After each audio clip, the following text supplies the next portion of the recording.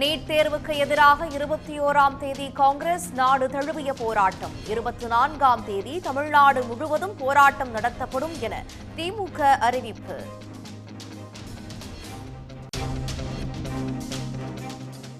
பீகாரில் நீட் வினாத்தாளை மாணவர்களுக்கு ஒரு நாள் முன்னதாக கொடுத்து மனப்பாடம் செய்ய வைத்தது அம்பலம்.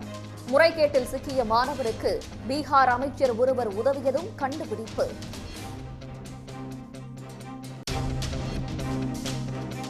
அதிமுகவை காப்பாற்றப் போவதாக சசிகலா கூறியதற்கு எடப்பாடி பழனிசாமி பதிலடி. 3 ஆண்டுகள் வேலைக்கு செல்லாமல் திடீரென வேலைக்கு செல்வது போல உள்ளதாக கிண்டல்.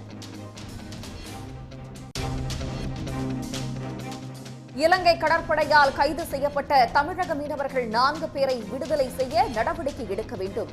வெளியுறவுத்துறை அமைச்சர் ஜெய்சங்கருக்கு முதலமைச்சர் மு.க.ஸ்டாலின் வலியுறுத்தல்.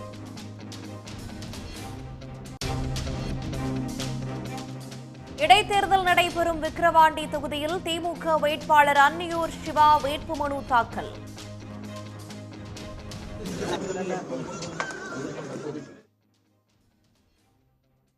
பாஜக கூட்டணியில் போட்டியிடும் பாமக வேட்பாளர் சி. அன்புமணியும் மனு தாக்கல் செய்தார். வரும் 22, 23 தேதிகளில் நீலகிரி, கோவை மாவட்டங்களில் மிக பலத்த மழைக்கு வாய்ப்பு. 23ஆம் தேதி திருப்பூர், ஈரோடு, தருமபுரி, சேலம் உள்ளிட்ட 7 மாவட்டங்களில் கனமழை பெய்யும் என வானிலை மையம் தகவல்.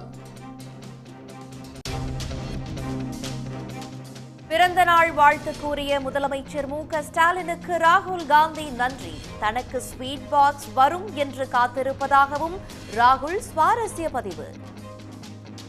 உடனுக்குடன் செய்திகளை தெரிந்து கொள்ள சன் நியூஸ் பெல் ஐகானை கிளிக் பண்ணுங்க.